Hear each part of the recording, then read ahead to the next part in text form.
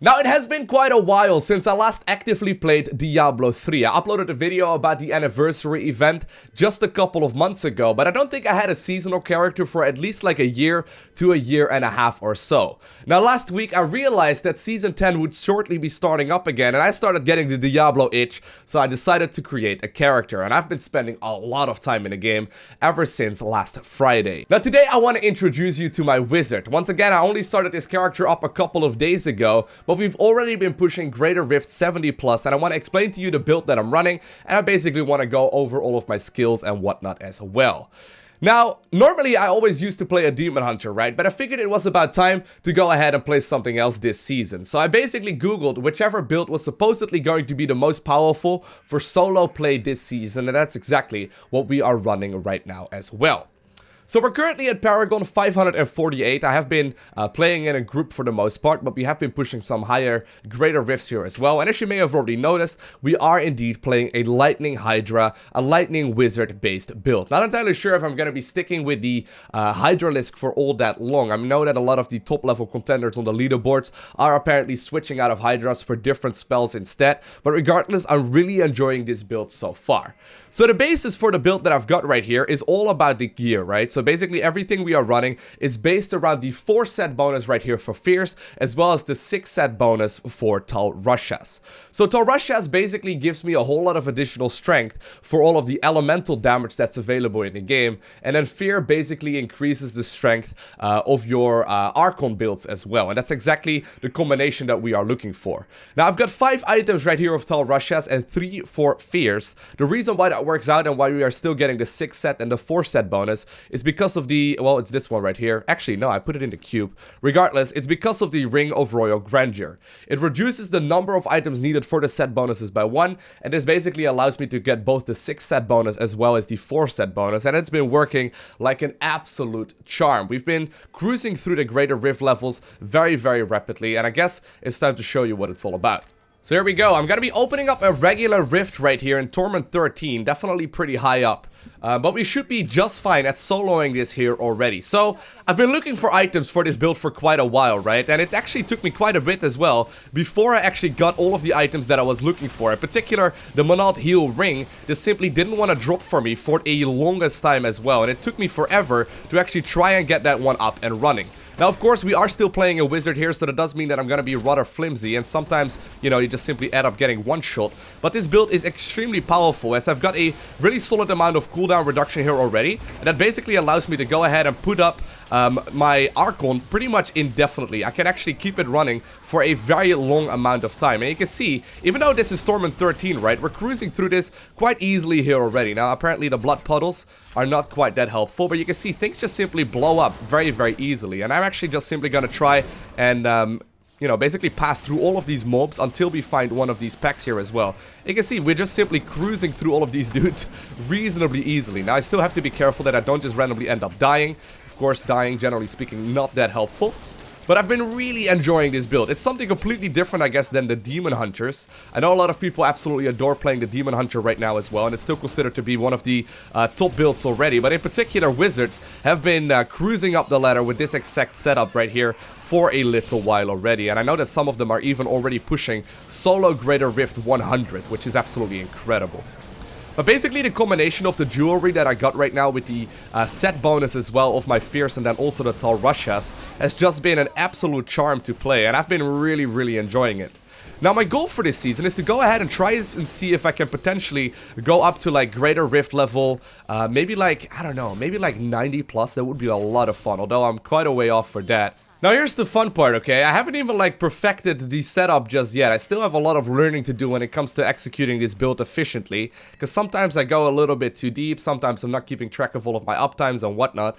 But we've been making some pretty solid progress, and actually, ooh, we just got some ancient shoulders right there, which are going to be reasonably okay. And there we go, I actually ended up re-rolling these shoulders to also have 8% cooldown reduction, which should now make them a pretty solid upgrade here. I'm gonna lose a little bit of damage, but I get 8% additional toughness in return, which most definitely should be a good thing for me right here. Alright, now let me briefly try to explain to you what this build is all about, okay? Because I still have some learning left to do myself as well, but I feel like we are executing it reasonably well.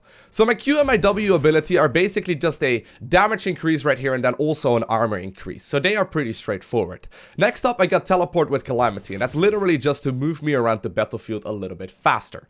Now on my left mouse button, I got the Lightning Hydra, and because of my Serpent Sparker that I put in the cube, I'm allowed to put 2 of these Hydras up at once. And they will basically do a significant amount of damage. On top of that, I also have got the Ray of Frost right here, which I mostly use just to try and reduce the cooldown of my Archon, because the real damage out of this build comes from the Archon right here with Combustion.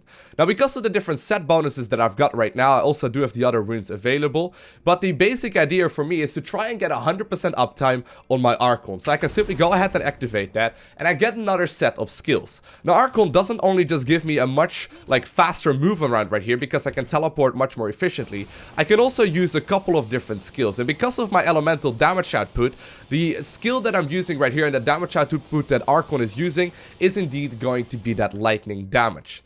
Now, we've got a couple of good combination right here. For example, the enemy stunned with paralysis also take a bunch of additional damage right here from my Manalt heal, which is absolutely enormous. The damage output of that triggers basically every now and then. It will basically blow up enemy minions, and sometimes you can notice that, a blue pack may not be taking a whole lot of damage until all of a sudden it just randomly explodes, and that's just simply, the paralysis hitting right here and the Manalt heal trigger going off because of the paralysis passive that I've got right here as well. And basically everything ties in super nicely, where I don't have a whole lot of survivability, but as long as I'm not taking a whole lot of risks, I also won't really be dying very often either, just because I can just simply blow up things before they get even close to me. As far as my gems go, and once again, my jewelry isn't that amazing. I got the Gogok of Swiftness right here, which is just a straight up, increase in damage. Then I also have got the Zeiss Stone of Vengeance, as well as the Bane of the Trapped. Now, those all require a little bit more leveling, but we're getting to a point where they are looking pretty reasonable already.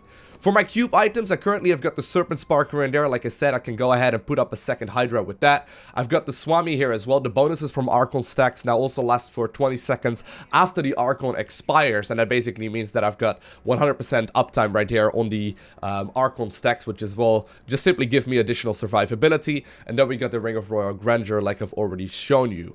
Now, I've also got the Obsidian Ring of the Zodiac, which once again will help out with my Ray of Frost to try and keep my Archon cooldown up as much as I possibly can, because as you can see, it reduces the remaining cooldown of one of your skills by 1 second when you hit with a resource spending attack. And basically everything is just tying in really nicely to do as much damage with the Archon build as you possibly can. So I'm currently spending all of my Death's Breath to try and get better versions of the rings that I've got right here already. So one of the things you can use is the Kanai's Cube. So instead of just relying on drops, you can also try and upgrade one of the rare items into a legendary. And there is a chance that it's going to be an Ancients. So right here, what I'm going to try and do, and I think I've got quite a few Death's Breath available right now. Yeah, I'm going to be able to upgrade 4 of these rings right here into a legendary. And basically what we're hoping for, and what I've already rolled for probably about a good 100, 200 times or so, is for a better set right here as well. So one of the Kanai Cube legendaries right here will be to upgrade a rare item.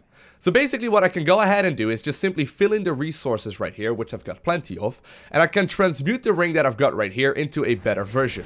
And actually, this could be a reasonable one. Sadly, it's gonna be a Manalt heal. It's so funny, okay? Like, if you've been watching the live stream, my first Manalt heal didn't want to drop for me for I would say about a good 8 to 9 hours. I just wasn't simply getting any of them, and now they seem to be rolling for a long time, and I've actually been getting quite a few of these. But regardless, we're basically trying to get more and more cooldown reduction on here as well. So you can see right here, this one also has got a 5% cooldown reduction. It could be reasonable, but I really don't want to bother with this one because we're looking for an ancient one.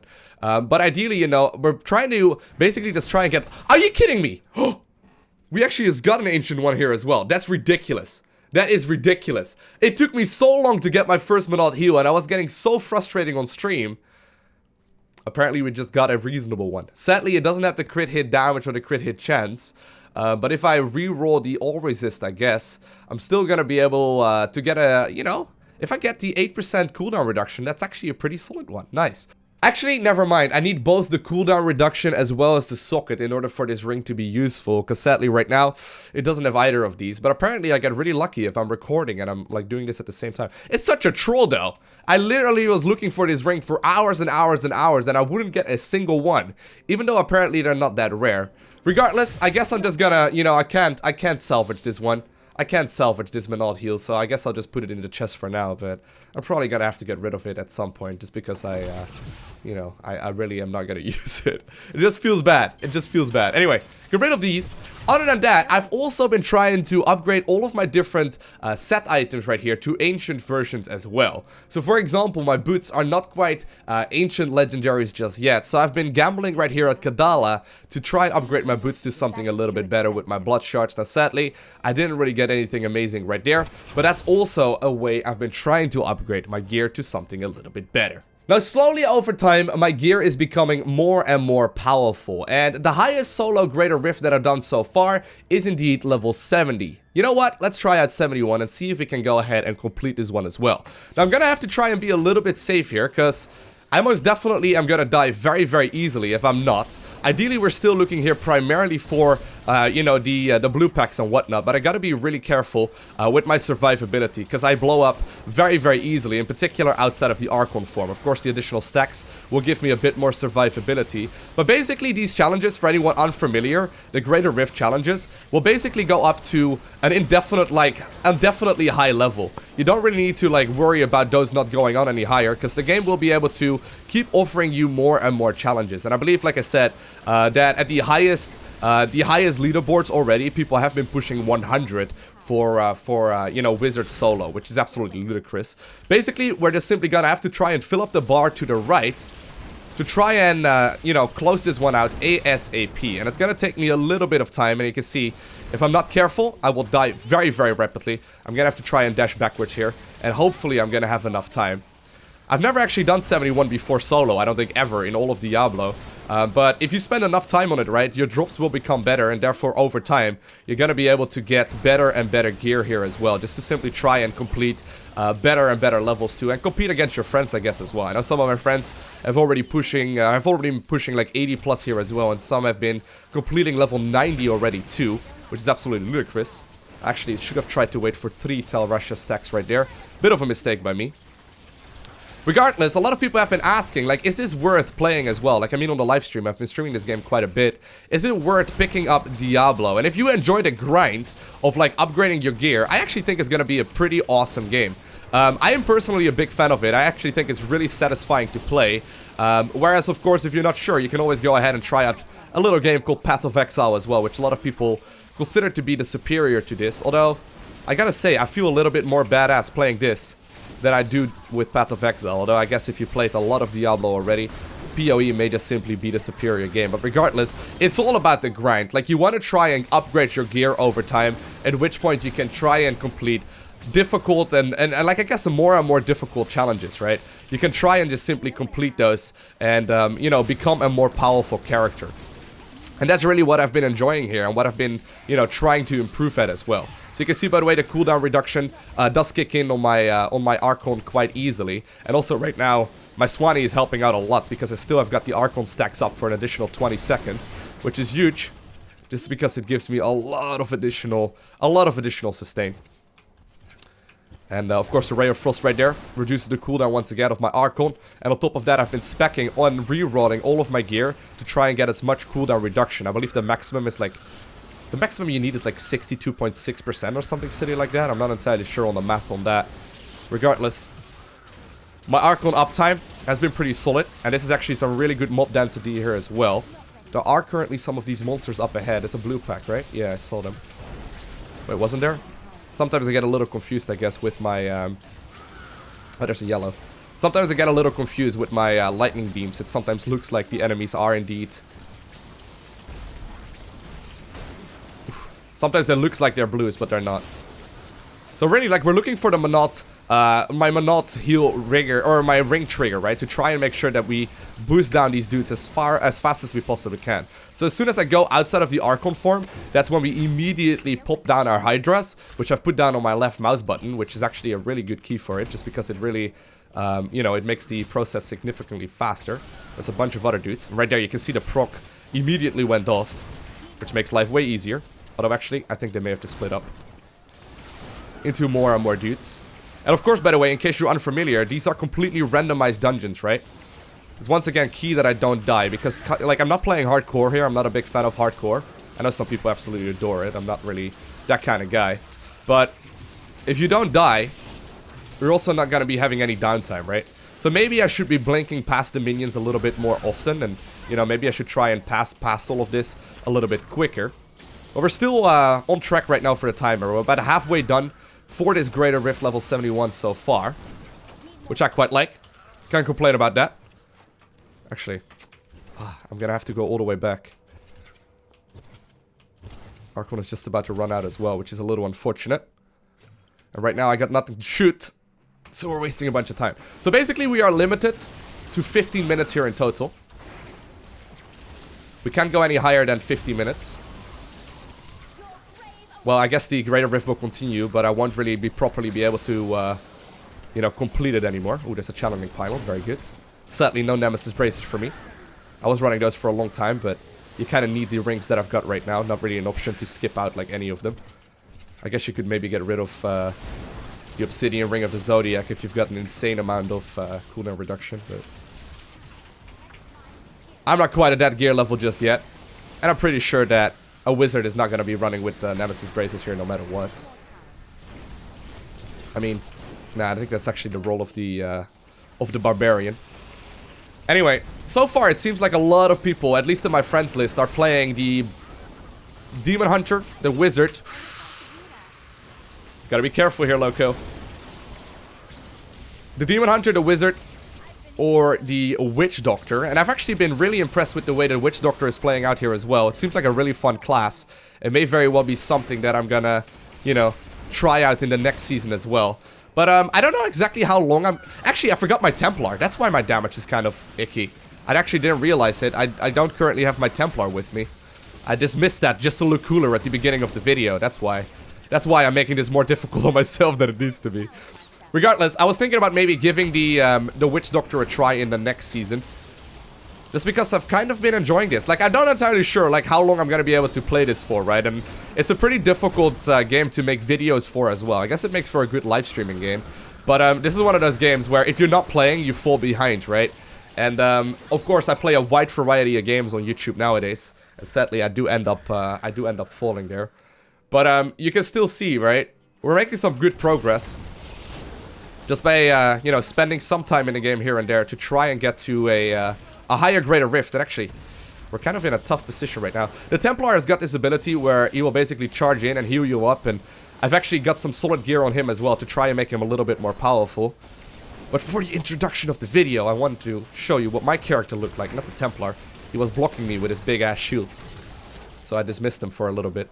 Anyway, the Templar is one of the followers, for those of you unfamiliar, that you can have with your character as well, making it much easier. We do now have a shield pylon active as well, which is nice.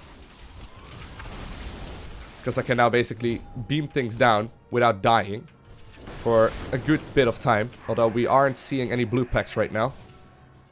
So that kind of defeats the entire purpose here. Really? Not a single pack for my entire shield pylon so far? Wow, that was a really short one. Alright. Shield pack, please. Alright, well, I guess we're not getting any. That's okay.